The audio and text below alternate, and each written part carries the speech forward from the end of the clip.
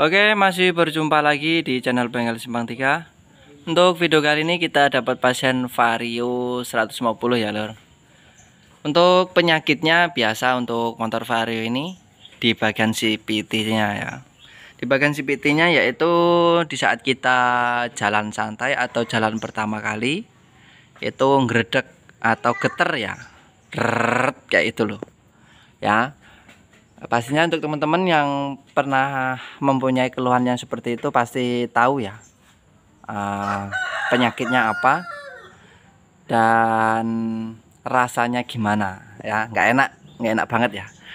Oke, langsung saja kita tes bagaimana untuk penyakitnya ya. Untuk teman-teman biasanya dibongkar sendiri atau dibongkar di bengkel, pastinya sudah dikasih tahu untuk penyakitnya yang penyakit geredek. Untuk saat ini untuk bengkel Simpang 3 akan fokus di bagian CVT-nya ya. Nanti kita obrak-abrik di bagian CVT-nya, kita cek penyakitnya. Biasanya itu di bagian kampas ganda ya loh. Kampas gandanya itu kotor atau memang sudah habis. Oke, langsung saja kita tes.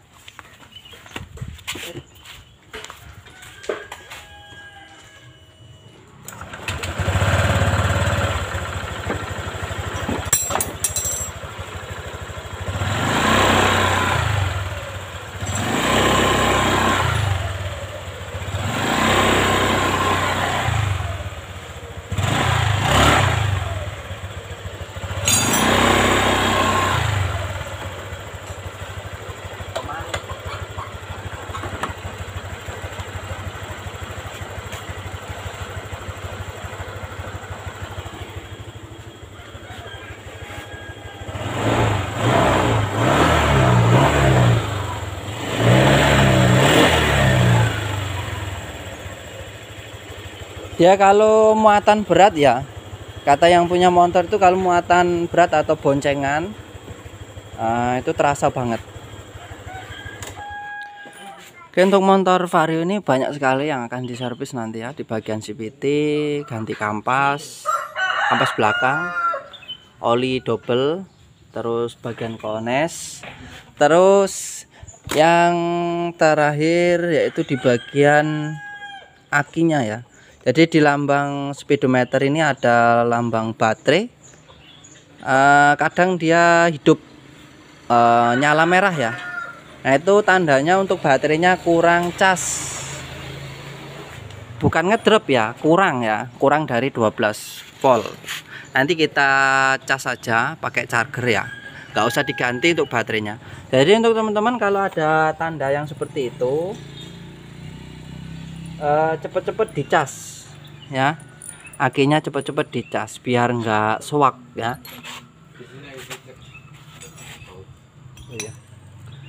Oke, langsung saja kita buka bagian CVT-nya.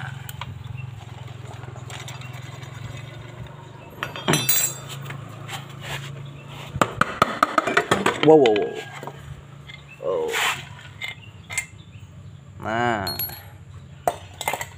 oke, kita cek pertama kali di bagian fan belnya ya lor. Nah, ini di bagian fan belnya itu sudah retak-retak. Nah, ini di bagian fan belnya sudah retak-retak ini ya. Nah, ini masih bisa dipakai aslinya, tetapi tadi yang punya motor sekalian, kalau memang sudah ada tanda-tanda kerusakan, kita ganti saja ya. Nanti kita ganti ya lur. Oke, kita bongkar dulu untuk bagian puli depan dan puli belakang.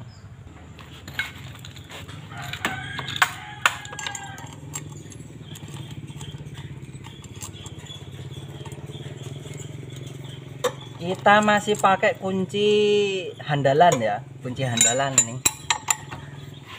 Handalan paling kuat tuh Aten. Masih pakai kunci handalan. Nah, ketemu penyakitnya ya loh. sesuai dengan prediksi bengkel Simpang 3, yaitu di bagian kampas gandanya ini habis. Nih udah kelihatan ya untuk teman-teman, ini kampasnya udah habis.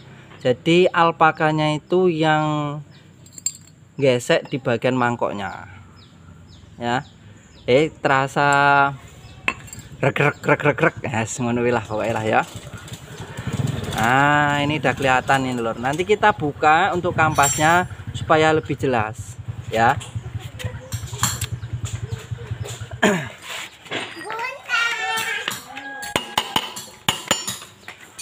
Oke, sudah sering saya jelaskan di bagian CPT, seluruh servis CPT sering saya jelaskan untuk teman-teman harus servis CPT minimal setahun sekali ya. Setahun sekali atau 5 bulan sekali sesuai tempat jalannya ya. Kalau jalannya itu debu, diusahakan lebih memperhatikan di bagian CPT-nya ya.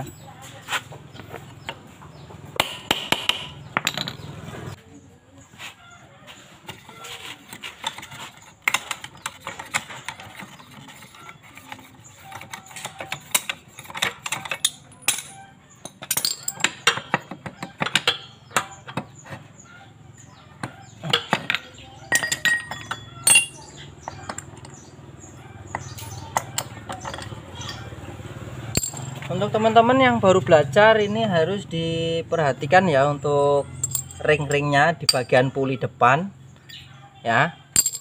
Ini jangan sampai ketinggalan atau keliru masangnya ya. Terus kita cek di bagian rollernya. Nih di bagian rollernya kita cek dulu ya lur. Oh, nah ini efek nggak pernah servis ya, nggak pernah servis bagian CPT, jadi banyak debu-debu yang nempel di bagian rumah rollernya. Nah ini juga mempengaruhi dari tenaganya ya, tenaganya lemot bisa, terus kurang gereng kayak gitu ya lor.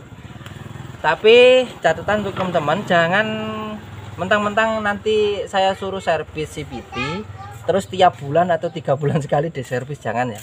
Nanti rusak di bagian baut-bautnya, pada londot, nah, remuk. Nah ini ya, ini efek nggak pernah servis CPT ya, gini debunya banyak sekali nih ya tuh. Nah di bagian sininya, nih di bagian sini loh, ini debu semua, ini debu apa lah yang arahnya, debu-debu lah ini kayak gini. Ini yang nempel di bagian pulinya, puli belakang. Nah ini yang nempel di bagian crankcase CPT nya kayak gini. Oh alangkah banyak ya. Jadi teman-teman yang motornya, untuk motor Meti yang belum pernah diservis dari baru, cepet-cepet diservis ya, nanti efeknya parah, nanti banyak untuk biaya servisnya ya. Nah ini, nah ya, untuk membuka mur bagian kampas ganda atau bagian puli belakang, kita gunakan kunci ya, kunci biasanya ya, mengunci puli ya, seperti ini. Untuk supaya kuncinya lebih awet, ini tak kasih tahu tipsnya cara bukanya ya. Ini kita tahan pakai tangan seperti ini, terus ujungnya ini kita pukulkan di bagian balok kayu ya, jangan di besi. Ini dulu di bagian besi ya, jadinya ini salah, memang salah teknik kemarin ya. Nah seperti ini. Nah ini udah bisa ya. Kalau udah kendor, kita tahan pakai kaki sebelah, yang sebelah pakai tangan supaya nggak cepat kayak gini. Nah keluar ya, gampang. Nah ini kampasnya habis. Nah ini kampasnya habis. Nah, jadi kalau teman-teman 5 bulan sekali atau setahun sekali servis CVT itu bisa ngecek bagian kampas. Bagian kampas ini, bagian fan belt, bagian roller, dan di bagian seal askrup atau seal asgardan.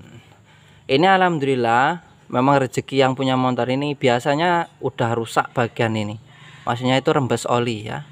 Yang satu ini sudah rembes ini bagian kardan ya. Nah, bagian kardan ini sudah rembes. Nah, biasanya ini udah rembes oli ya. Ini alhamdulillah masih bagus. Oke, kita lanjut untuk pembersihan bagian puli belakang. Oke, untuk servis bagian puli belakang untuk teman-teman nggak harus dibuka total ya. Yang penting kita cek dulu. Kalau kita putar seperti ini kok agak rasanya itu greget-greget atau nggak lancar, baru kita bongkar bagian sininya ya, bagian pengancing puli yang ini. Ini kalau bagian pengancing ini kita buka tutupnya ini dulu. Ini ada 3 titik kancing, baru kita lepas, baru bisa keluar ininya puli yang ini ya. Oke, kita bersihkan saja. Kita semprot kompresor saja ya. Untuk kampasnya kita buka, kita ganti kampasnya ini aja, nggak usah satu set ya. Ini kita siapkan obeng tipis seperti ini. Ini kita buat sendiri ya. Nah, kita congkel obeng min ya lur.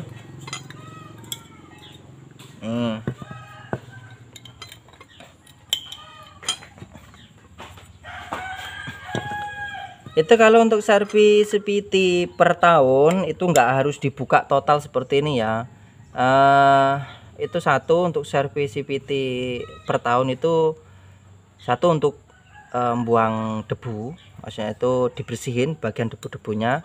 Yang kedua pengecekan bagian onderdil atau di bagian kampas ganda, bagian kampas ganda atau fan belt atau rumah roller. Kalau ada yang rusak kita bisa langsung diganti. Kalau memang nggak rusak ya nggak usah dibongkar ya, atau nggak usah diganti. Intinya itu hanya membersihkan debu-debu bagian CVT ya. Itu untuk servis per tahun kayak gitu. Ini agak susah ini lor, karena nggak pernah dibuka ya. Ini kita buka dulu platnya ya.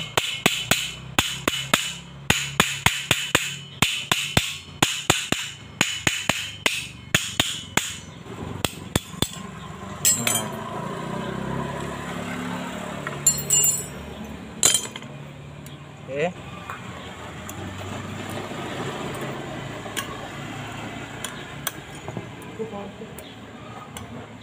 Nah, sangat gampang cara membuka pir kampas gandanya ya.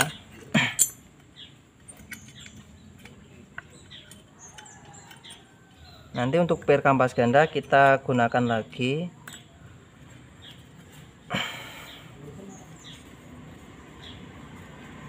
Nah, untuk penggantian kampas ganda yang harus diperhatikan untuk teman-teman yaitu di bagian asnya ini. Asnya 3 ini harus diperhatikan. Di saat kita mau pasang lagi yang baru itu harus diamplas ya, supaya nggak terjadi seret seperti ini. Ini kan harusnya elastis ya. Begitu ada putaran tinggi dia langsung buka. Nah kalau ini sepertinya susah ya, makanya dia timbul greget-greget. Itu kadang keluarnya nggak sama, maksudnya nggak barengan. Tiga-tiganya ini kan seharusnya ada putaran tinggi, dia bukanya itu langsung bareng ya. Nah ini ada salah satu yang memang susah buka, saya rasa seperti itu ya. Nah ini aja susah dikeluarkan ya. Nanti kita amplas. Jadi untuk teman-teman juga yang praktek harus diamplas. Amplasnya itu basing, amplas kasar, amplas halus, nggak popo, basing lah. Yang penting bersih dan tidak seret lagi gitu ya. Beh. Ini SD, ini TK. TK dulu ya. Udah di mana? Seret ya lor, saya tak buka sih lor, ben gak kepanjangan durasinya ya.